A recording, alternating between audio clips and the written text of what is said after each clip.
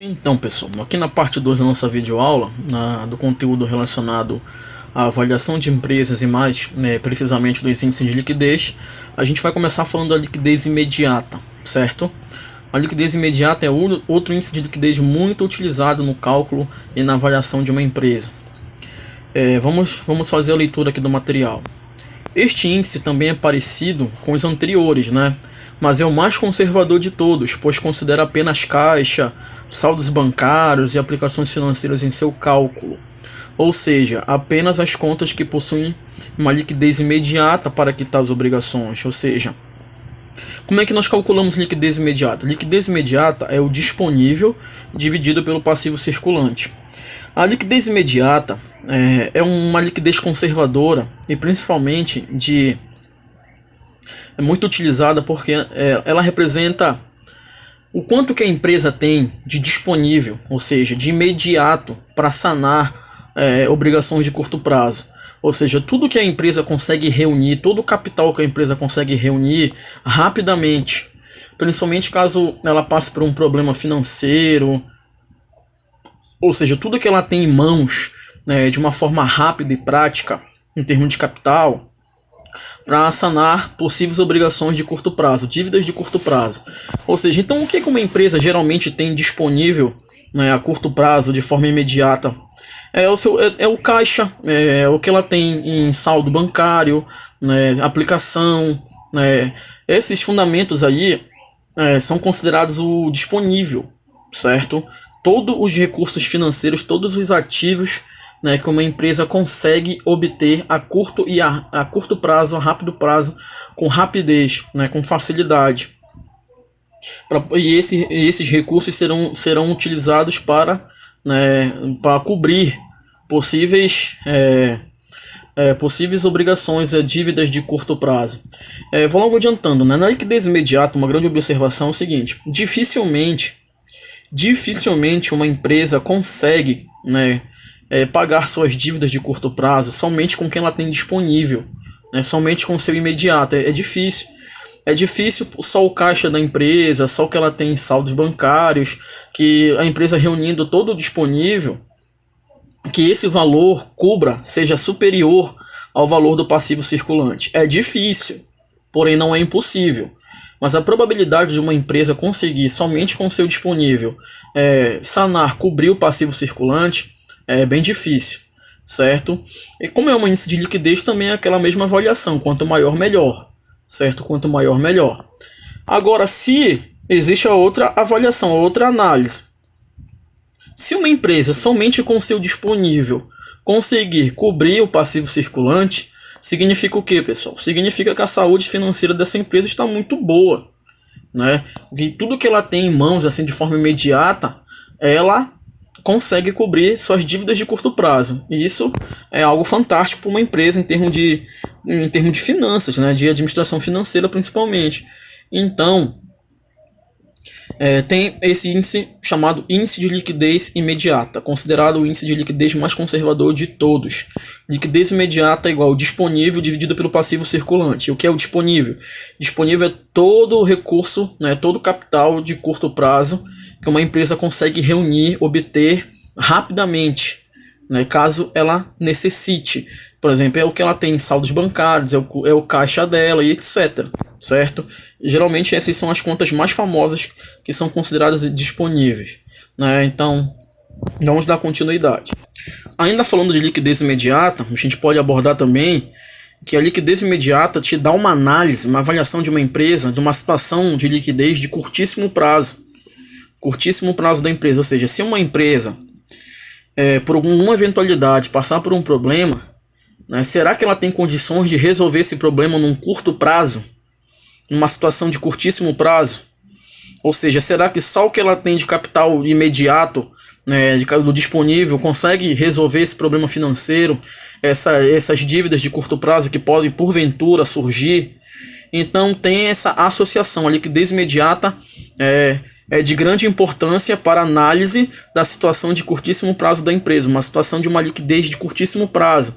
Será que a empresa, caso necessário, precise resolver problemas de liquidez, pagar dívidas de curto prazo, será que ela consegue resolver em um curtíssimo prazo de tempo? Para que ela consiga resolver num curtíssimo prazo de tempo, o disponível dela tem que ter valores bem significativos, valores que cubram o passivo circulante. E geralmente não é fácil que isso aconteça, por isso que eu falei anteriormente. A liquidez imediata, geralmente, ela não é um valor alto. Geralmente, a gente não consegue valores acima de 1 em liquidez imediata. Porque se a gente conseguir uma liquidez imediata elevada, com valor significativo, isso significa que a saúde financeira dessa empresa está perfeita, está muito boa a saúde financeira dessa empresa. Certo, pessoal? Agora, por fim, né, o último índice de liquidez que vai ser discutido aqui é a liquidez geral. Né, o nome já diz tudo, é uma análise tanto de liquidez de curto e de longo prazo. Né. Por fim, temos a liquidez geral, diferentemente dos 3 índices anteriores. Né. Quais são os 3 índices anteriores? A liquidez corrente, liquidez seca e liquidez imediata, certo? Ao contrário desses 3 índices anteriores que avaliam a situação de curto prazo da empresa, a liquidez geral leva em consideração também todas as previsões de médio e longo prazo. Como assim, Neto? A liquidez corrente, liquidez seca e liquidez imediata é uma liquidez de curto prazo. É a capacidade da empresa de pagar suas dívidas de curto prazo com seus ativos de curto prazo. Já na liquidez geral, não. A liquidez geral já dá uma avaliação, já faz uma avaliação global, ou seja, se a empresa tem condições de pagar as dívidas de curto prazo e de longo prazo, ou seja, que ultrapassa 12 meses, que ultrapassa um período contábil, certo? A liquidez geral, diferente dos outros 3 índices, a liquidez geral te dá uma avaliação global, uma avaliação de curto e de longo prazo. Ou seja, com a liquidez geral, tu tem uma análise se aquela empresa tem condições de sanar suas dívidas de curto e de longo prazo, certo? A liquidez geral é calculada assim: a soma do ativo circulante mais o realizável em longo prazo. Aí tu soma tudo, pega o valor e divide pela soma do passivo circulante mais a soma do passivo não circulante. Certo? Olha, se vocês com certeza perceberam que o realizável em longo prazo ele está destacado, está na cor vermelha. Por quê? Porque em alguns outros materiais de aula por aí que eu já percebi, existe um erro. Né? Tem fórmulas da liquidez geral que considera o ativo circulante mais o ativo não circulante. O ativo, tudo bem, o realizável em longo prazo, ele é um ativo não circulante.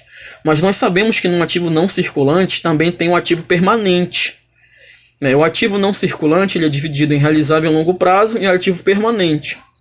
No cálculo da liquidez geral, somente as contas que pertencem ao realizável em longo prazo que entram na fórmula que vai entrar no cálculo. Ativo permanente não entra no cálculo. Então, numa fórmula de liquidez geral, nós não podemos generalizar e pegar todas as contas do ativo não circulante. Porque o ativo não circulante é tanto realizável em longo prazo quanto o ativo permanente. E o ativo permanente não entra no cálculo de liquidez geral. Os ativos permanentes têm uma liquidez baixíssima. Então ela não vai entrar no cálculo de liquidez. Da mesma forma que a gente tira aquela conta de estoques da liquidez corrente, porque a liquidez, né, dos estoques é muito baixa, por isso que a gente elimina geralmente, né? A gente elimina para fazer o cálculo da liquidez seca, certo? Na liquidez corrente a gente não utiliza lá a conta de estoques. Na liquidez seca a gente não utiliza, porque a gente considera que a liquidez dos estoques é muito baixa, né, é muito lenta, né, para que a gente consiga reunir e ter um bom... E aqui a mesma situação ocorre no ativo não circulante, certo?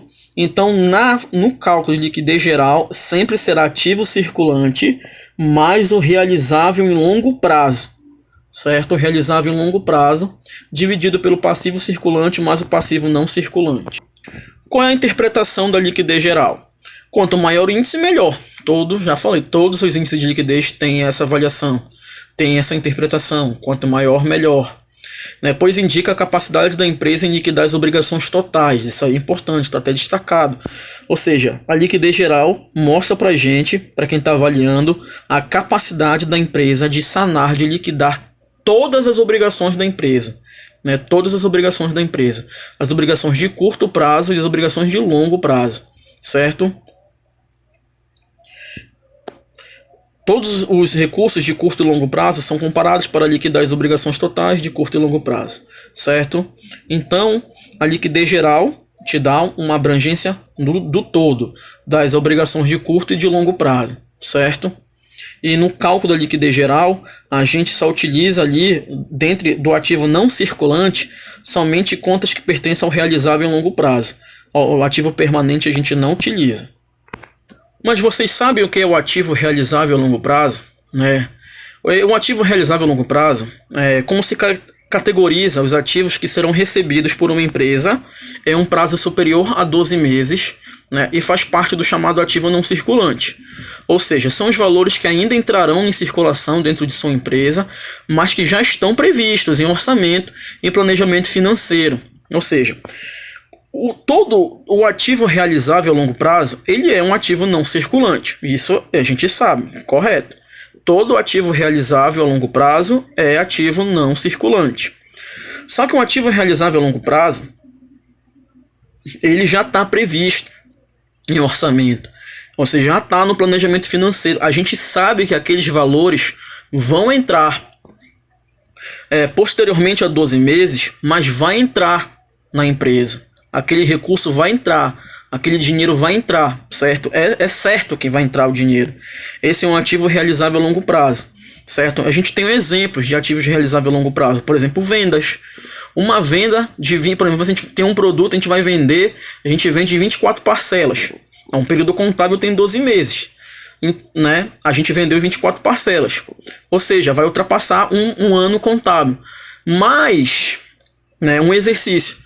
Mas a gente sabe que a partir da 13ª parcela, as outras 12 que estão faltando, vai entrar o dinheiro. Né? Você vendeu parcelado no cartão de crédito e tudo mais. Você sabe que vai entrar, é certo que vai entrar. Já está previsto em orçamento, já está dentro do planejamento financeiro da empresa. Né? Então pertence a um ativo realizável a longo prazo. Nesses casos, você já pode usar esses recursos, esse capital, para sanar dívidas. Você sabe que vai entrar, está certo. Certo? Então, por isso que todas as contas do ativo realizável a longo prazo entram no cálculo de liquidez. Porque, como é um valor que está certo para entrar, que a gente vai receber esse dinheiro, a gente pode contar com esse dinheiro para pagar as dívidas. Certo? A gente pode contar, porque tem liquidez. Certo? É por isso que é somente um ativo realizável a longo prazo que é utilizado no cálculo da liquidez geral. Como está aqui, eu acabei de falar anteriormente. Pense, por exemplo, em uma empresa que faz uma venda de R$24.000, parcelados em 24 vezes de 1.000. Né? A gente vendeu uma venda de 24.000, a gente parcelou em 24 vezes, né, de R$1.000. Parcela no cartão de crédito. Ou seja, é certo que aquele dinheiro vai entrar. As 12 primeiras parcelas vão entrar no ativo realizável de curto prazo. Né? Porque o dinheiro chega às mãos da empresa em até 12 meses. Em até 12 meses está dentro de um exercício, né, de um período contábil, né? Está a curto prazo. Passou de 12 meses, já é longo prazo. Mas as 12 parcelas seguintes, né, que vão faltar, por sua vez, entram no ativo realizável de longo prazo, porque o dinheiro chega às mãos da empresa em mais de 12 meses. E chega e a gente já pode contar. É certo que aquele dinheiro vai entrar. Certo? É certo que vai entrar mais 12.000.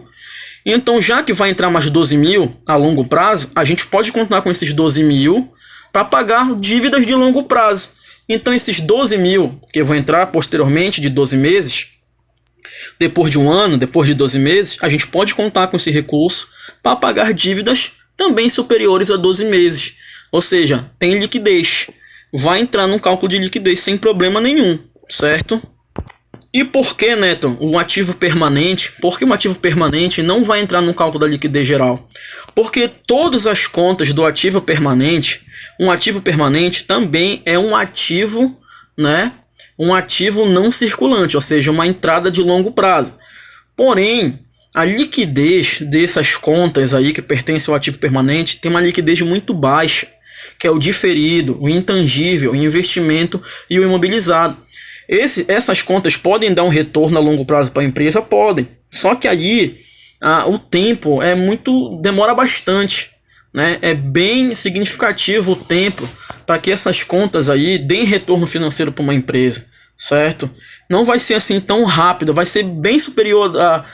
Pode ser que demore 3 exercícios, 4 exercícios para a gente poder contar, né, com esses recursos. Então a gente não pode usar diferido, intangível, investimento imobilizado para fazer cálculo de liquidez.